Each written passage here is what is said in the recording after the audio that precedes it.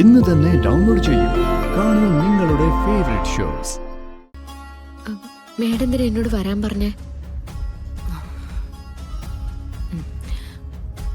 എന്റെ ജീവിതത്തിൽ ഞാൻ എനിക്കും എന്റെ മകൾക്കും മാത്രമാണ് പ്രാധാന്യം നൽകിയത്.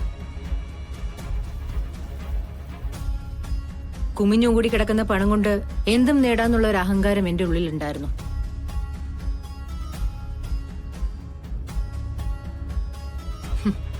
എന്റെ ഗാഥമോളുടെ ആഗ്രഹങ്ങൾക്ക് വേണ്ടി എന്തും ചെയ്യാൻ ഞാൻ ഒരുക്കായിരുന്നു. ചെയ്തിട്ടുമുണ്ട് പലതും.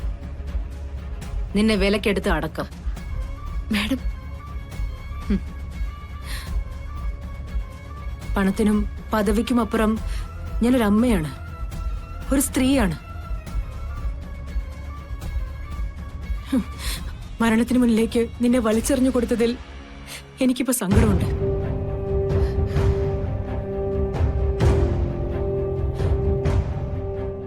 എപ്പോഴാ ഞാൻ നിന്നെ ശ്രദ്ധിക്കാൻ തുടങ്ങിയെന്ന് എനിക്കറിയില്ല.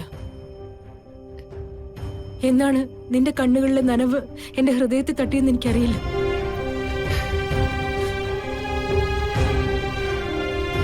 പക്ഷെ ഇപ്പൊ എന്റെ ചിന്തകൾ മുഴുവനും നിന്നെക്കുറിച്ച് മാത്രം.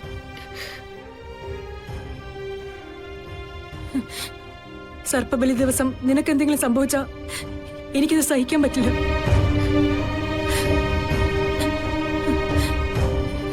എന്റെ മനസാക്ഷി എന്നെ ഒരിക്കലും വെറുതെ വിടില്ല.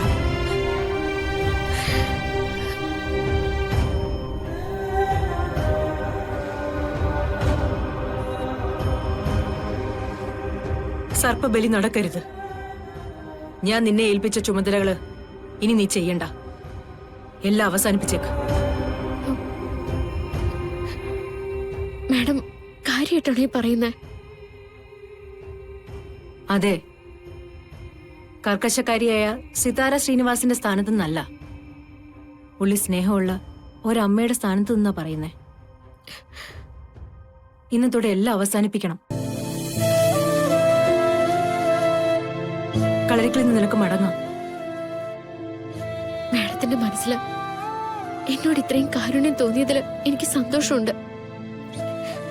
ഗാദിയുടെ സ്ഥാനത്ത് ഒരു നിമിഷമെങ്കിലും എന്നെ കാണാൻ സാധിച്ചല്ലോ എന്ന് ഓർക്കുമ്പോ എന്റെ ഉള്ളിൽ നിറയുന്നുണ്ട്.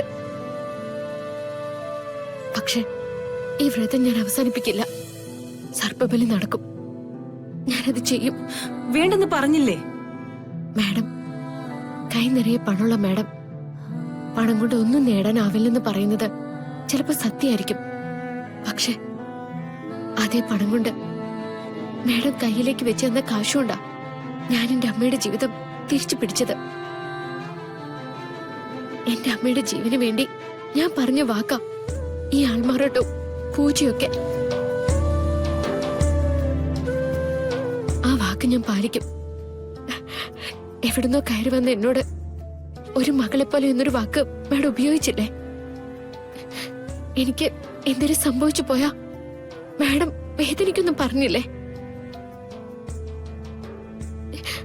അതിൽ കൂടുതലൊന്നും ഈ ജന്മത്തിൽ എനിക്ക് നേടാനില്ല.